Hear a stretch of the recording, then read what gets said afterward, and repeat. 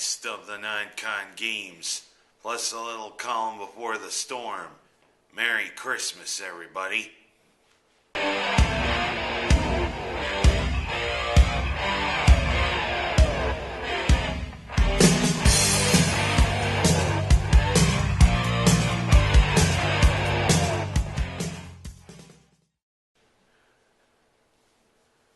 Well, Syracuse is in its last little stretch. 3 games in 5 nights. Their last non-conference games before the Big East kicks in. And it all began with a game against a team that many people wonder, why haven't the Orange played more often because they're a New York school? Well, we don't know. But it seems as though whenever the Gales of Iona come to play the Orange, they always are pesky little Gales, even if them Irishmen come from Long Island Sound. Everybody remembers 12 years ago, Iona threw quite a scare into the Orange in the NCAA tournament 12 years ago and nearly could beat them, but they again showed that they are a pesky bunch of Irishmen from Long Island Sound against the Orange this time. In the 4th time they met on the hardwood, Iona was right there with the Orange throughout the game, even coming to within 2 points of them. But you know, the Gales of Iona didn't cause the wreck of the Edmund Fitzgerald. Heck, I was looking for Gordon Lightfoot in the stands, if you know what I was talking about. The big 3 of the Orange continue to pay dividends, the 3 J's. JJJ, and that isn't no good times, because you know it could be dynamite. Alright, let's not have a 70s flashback. But of course, with the big 3, Dion Waiters showed that he's starting to come into his own. Nice little game from Dion. And I am a little concerned about CJ Fair.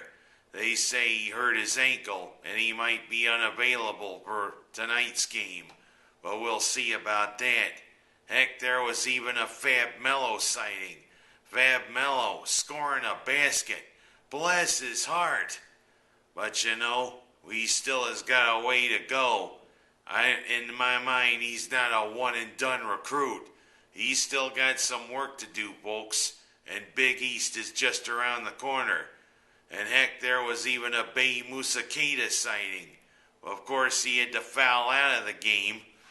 But whatever. It was just enough to beat these pesky guys from the Metro Atlantic Conference. Dumping Iona 83-77. And we got our last 2 non-con games on the schedule coming up. Tonight, actually it'll be complete by the time the show airs. For the first time, we play a team that might give us a little trouble, although their 4-4 record so far doesn't show it. The Bears of Morgan State. They're supposedly the top team in the Mid-East Athletic Conference.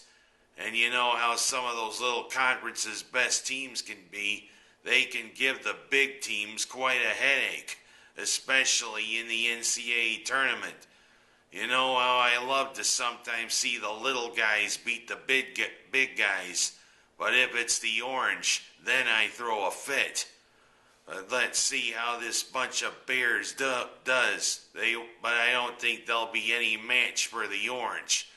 And to close out our non-con schedule, the Drexel Dragons.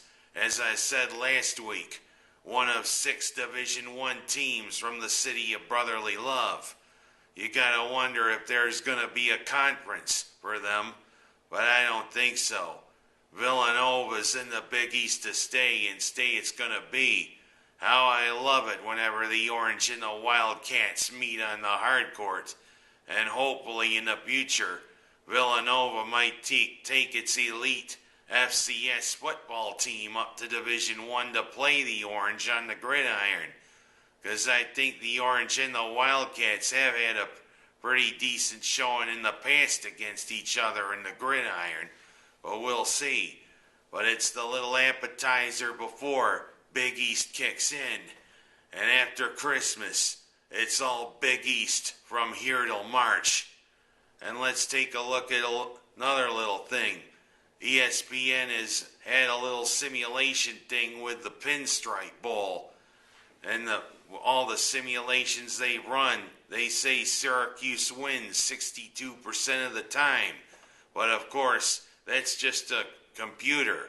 Let's see how they do it for real on the 30th when they meet in the hallowed grounds of Yankee Stadium.